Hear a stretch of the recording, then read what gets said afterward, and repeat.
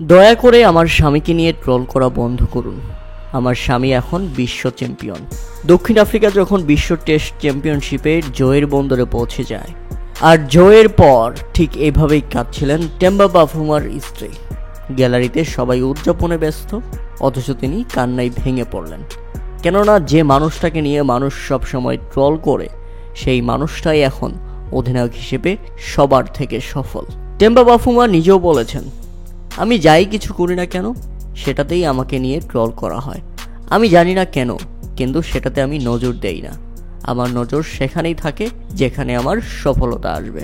প্রিয় দর্শক, আমরা সবাই জানি তথাকথিত ক্রিকেট টেম্বা বাফুমাকে কখনোই তারকা স্বীকৃতি দেয়নি, বরং মাঠের ক্যামেরা তাকে অনাকাঙ্ক্ষিতভাবে বারবার ব্যবহার করেছে।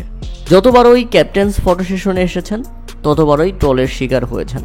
ঘুমিয়ে পড়ার ছবি থেকে শুরু করে বডি শেভিং করা, নানা ধরনের মিম বানিয়ে তাকে নিয়ে অনেক হাসি ঠাট্টা হয়েছে। সহ্যের বাইরে সব সমালোচনার সব কাটাগুলো হয়তোবা প্রতিবাদ হিসেবে তিনি বেছে নিয়েছিলেন এই সফলতা। তাই তো দক্ষিণ আফ্রিকার সেই অধিনায়কই সম্মান আদায় করে নিল আইসিসি বিশ্ব টেস্ট চ্যাম্পিয়নশিপ জিতে।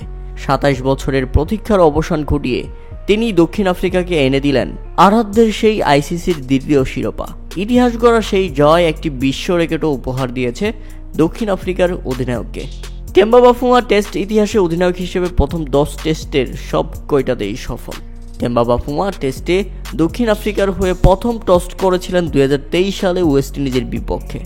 সেই ম্যাচটি 27 রানের বড় ব্যবধানে জিতে যায় দক্ষিণ আফ্রিকা। এরপর গতকাল শেষ হওয়া বিশ্ব টেস্ট চ্যাম্পিয়নশিপের ফাইনাল সহ মোট 10টি টেস্টে অধিনায়ক করেছেন টেম্বা বাফুমা। এই 10 ম্যাচের মধ্যে 9টিতেই জিতেছে দক্ষিণ আফ্রিকা, অন্য একটি ম্যাচ ড্র হয়েছে। আর তাতে গত 104 বছরে বিশ্বের একমাত্র অধিনায়ক হিসেবে টেস্টে নিজের প্রথম 10 ম্যাচেই অপরাজিত থাকলেন প্রোটিয়া এই তারকা অধিনায়ক।